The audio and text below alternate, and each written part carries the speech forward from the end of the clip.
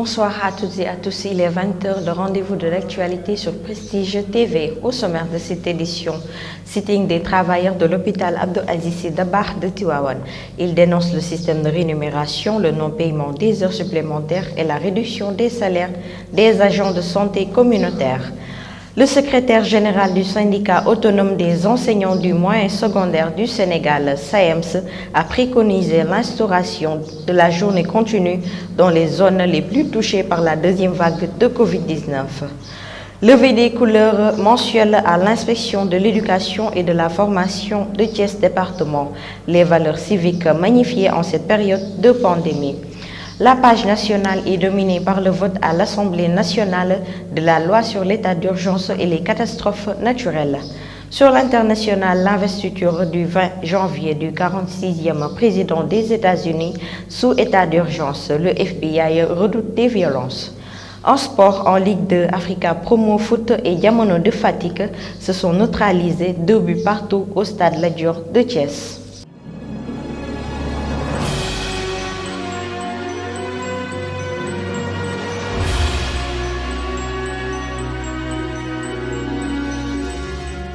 Bienvenue et merci de suivre les informations sur Prestige TV. Covid-19 sur 1062 tests réalisés, 152 sont revenus positifs avec 11 décès enregistrés. Telle est la situation épidémiologique de ce jour. Plus de détails avec le Dr Ousmane Gueye, directeur du service national de l'éducation et de l'information pour la santé. Le ministère de la Santé et de l'Action sociale a reçu les résultats des examens virologiques ci-après. Sur 1062 tests réalisés, 152 sont revenus positifs, soit un taux de positivité de 14,31%. Les cas positifs sont répartis comme suit. 50 cas contacts suivis par nos services. Aucun cas importé enregistré dans les différentes portes d'entrée du pays. 102 cas issus de la transmission communautaire répartis comme suit. 15 cas à Kaolack, 8 au Mariste, 6 à Dakar Plateau, Richard Toll et Saint-Louis, 4 à Mbour, Mermoz et Touba, 3 à Dagana, Guinguinéo et Tamba, 2 à Diourbel, Kaffrine, Liberté 4, Matam, Mbao, Ngor, Parcelles Assainies, Sangalkam et Yoff.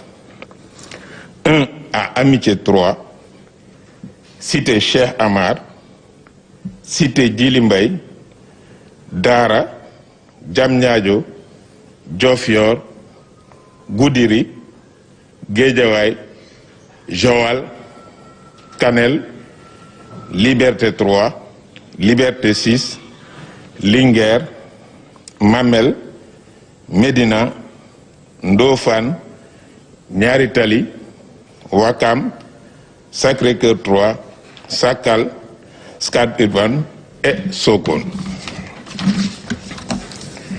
145 patients hospitalisés ont été contrôlés négatifs et déclarés guéris. 32 cas graves sont pris en charge dans les services de réanimation. 11 décès ont été enregistrés ce lundi 11 janvier 2021. L'état de santé des autres patients hospitalisés est stable.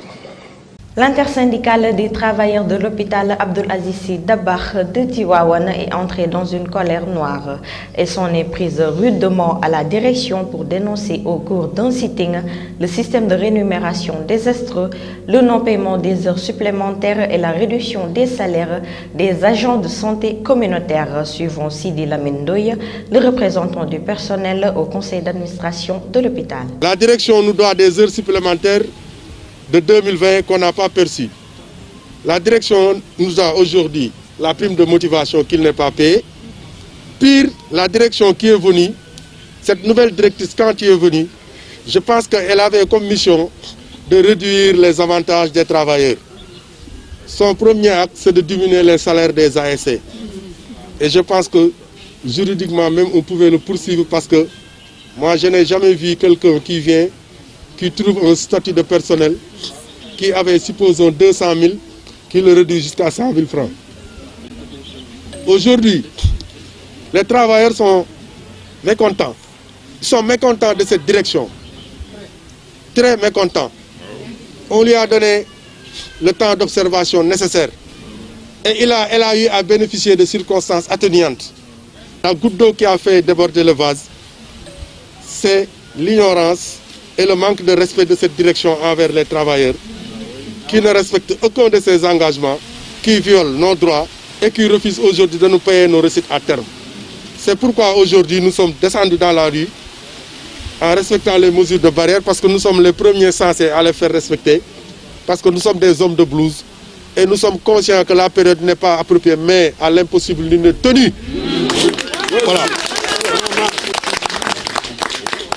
Chacun vit de son salaire. Si tu ne perçois pas ton salaire, tu ne peux pas être un bon médecin. Si tu ne perçois pas tes rémunérations, tu ne peux pas travailler. Les travailleurs de l'hôpital sont fatigués. Ils sont affamés. Ils n'ont plus rien. Ils sont endettés. Et c'est dommage que tu as beaucoup d'aujourd'hui des agents sanitaires veulent quitter l'hôpital. Le secrétaire général du SAEMS a préconisé l'instauration de la journée continue dans les zones les plus touchées par cette deuxième vague de Covid-19 afin de limiter les déplacements des élèves. C'était une rencontre à Thiès au cours de laquelle le déroulement normal des enseignements-apprentissages a été réapprécié. Soro Sène, secrétaire général du SAEMS, que nous écoutons. Cette deuxième vague qui concerne la Covid-19 nous intéresse à plus d'un titre, d'autant plus que nous sommes dans un secteur très sensible qu'on appelle l'école. Et l'école, c'est un lieu de ralliement des élèves.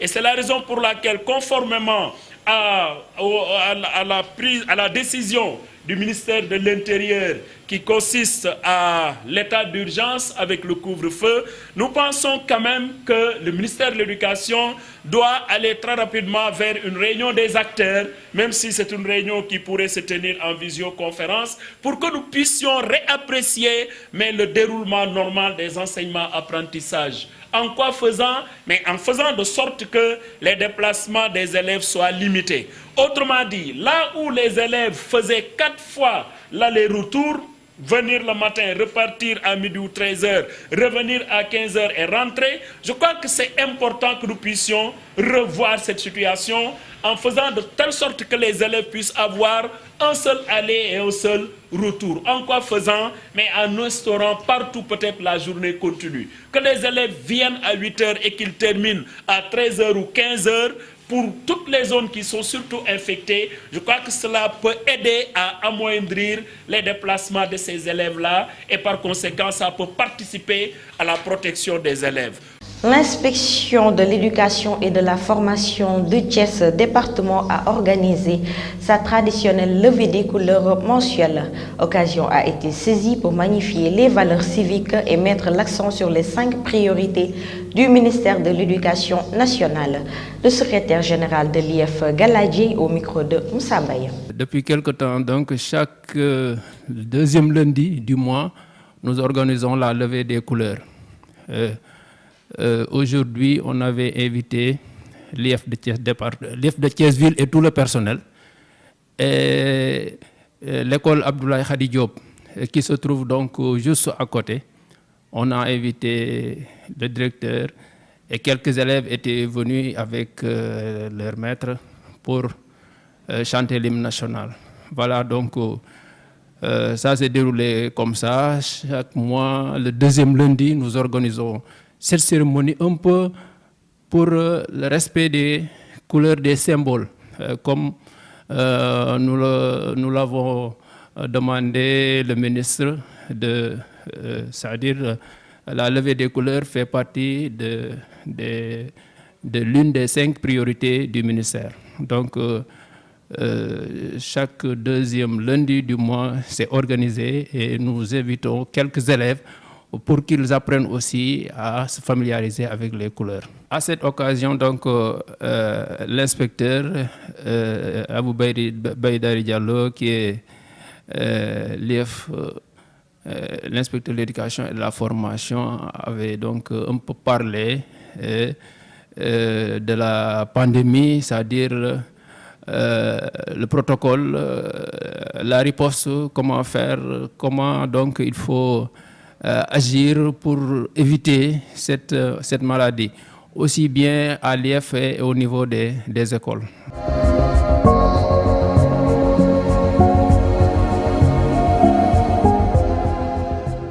L'Assemblée nationale a voté le projet de loi relatif à l'état d'urgence et les catastrophes naturelles ou sanitaires. Le développement, c'est avec Fatou Fall. Démarrons les actualités nationales avec la police qui livre son bilan depuis le démarrage du couvre-feu.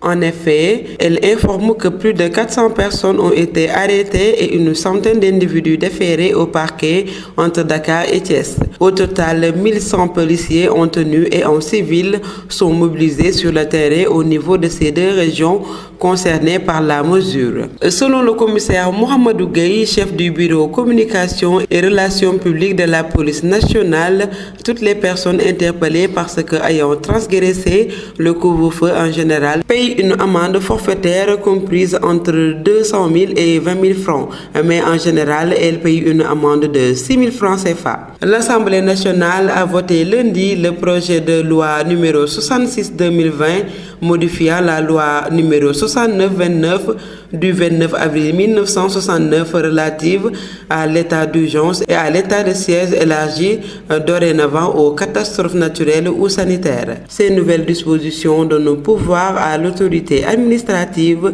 de prendre en dehors de la proclamation de l'état d'urgence des mesures visant à assurer le fonctionnement normal des services publics de la protection des populations. Les autorités sanitaires vont davantage mettre l'accent sur les postes frontalières dans le cadre de la surveillance épidémiologique, a déclaré lundi à Seleti Bignona Sud la directrice de la santé, Dr Marie-Khémesse Ngom Ndiaye. Elle conduisait lundi une visite au niveau des points d'entrée dans les lignes frontalières avec la Gambie et la Guinée-Bissau, des autorités administratives, des élus locaux, des spécialistes et professeurs universitaires, des hauts gradés de forces et de défense et de sécurité et le médecin-chef de région, Dr Youssouf Fatine, ont pris part de cette tournée.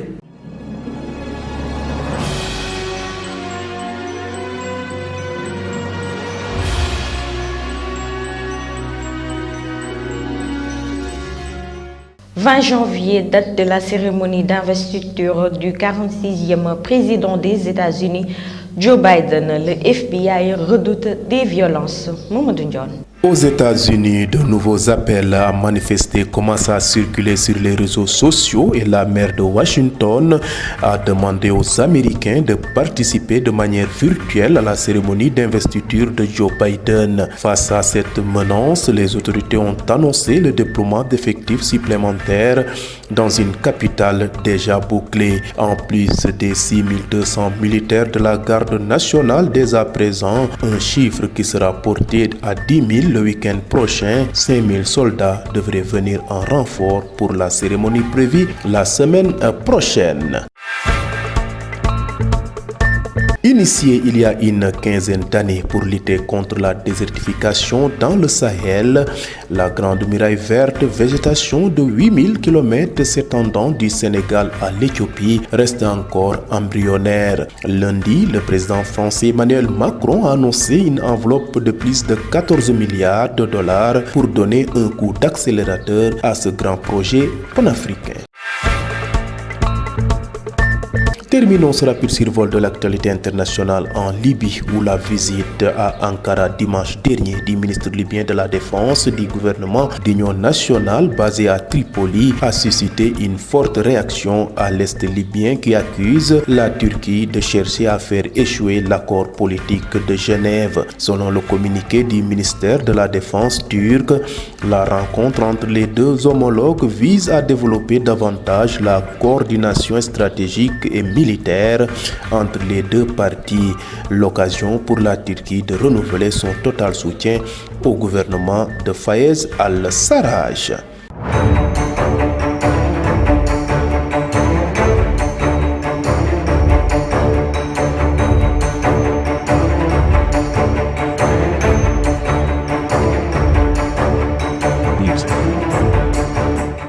En Ligue 2, Africa Promo Foot et Diamono de Fatick se sont rencontrés au stade Lat Dior de Thiès, un match qui s'est terminé avec 2 buts partout. Et là, je fais le nom pour la page de sport. Nous ouvrons avec le football pour le compte de la Ligue professionnelle de deuxième journée. Hier, au stade Lat Dior de Thiès, Africa Promo Foot et Diamono Fatick se sont neutralisés dans un match prolifique en but avec un spectacle assuré. 2 buts partout. Idrissa Niang et Hassan Bassène ont marqué pour les Fatickois qui ont toujours mené au score. Amsataka et Ibrahima Ba ont à chaque fois remis les pendules à l'heure pour les Thiessois d'Africa Promo Foot. Un match d'un très bon niveau et à l'issue de cette deuxième journée, Diamono Fatick est 7e, Africa Promo Foot 10e, alors que Keur Madior de Mbour est leader avec 6 points, suivi de la Linguère et de Amitié Football Club, chacune 6 points. En première heure pour le compte de la Nationale 1, zone Poule B, l'Union Sportive du Rail et l'Etix de Mboro ont fait match nul, 0 but partout. Pour le compte de la Nationale 2, Toglou de Dias et Nguélémou ont fait match nul, 0 but partout. Pench et Mbarguetch 1-1. Damels de Tivaouane en déplacement bat Avenir de Dakar 1-0. Basketball National 1 féminin première journée pour le compte de la poule A. Saint-Louis Basket Club en déplacement qui bat Bop 72-37. Dabalok en déplacement bat Mbour Basket Club 63-42. ISEC Sport en déplacement bat CMT Ziguinchor 66-53. Saint-Louis Basket Club est leader suivi de Dabalok.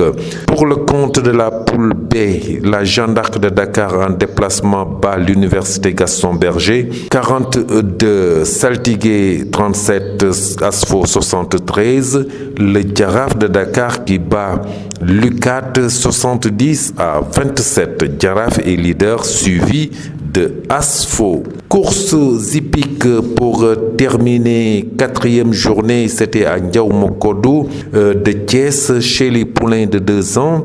Sur une distance de 1200 mètres, Lougolo enlève la première place avec un chrono d'1 minute 36 secondes. Deuxième leader, 3e Elhadj Samba Tamba Douloka. Et chez les poulains de 3 ans, sur une distance de 1650 mètres, premier Diek 2 minutes 18 secondes. Deuxième Lat Fatim, 3e Miss Yassine. Chez le groupe 1, sur une distance de 2200 mètres, la première place est enlevée par Auguste avec un chrono de 3 minutes 02. Deuxième Doumayenne, 3e Daroussam. Groupe 2, premier Rajap 3 minutes 03. Deuxième Trève, 3e Chalimar et 4e Bourar. Et pour la dernière course, c'était réservé au groupe 3 sur une distance de 2200 mètres. La première place est enlevée par Belle avec un chrono de 3 minutes 01 et deuxième Tahoua, 3e Nélène Carr. Voilà, nous sommes à la fin de cette édition. Mesdames, messieurs, merci d'avoir été au rendez-vous. Excellente suite des programmes sur Prestige TV.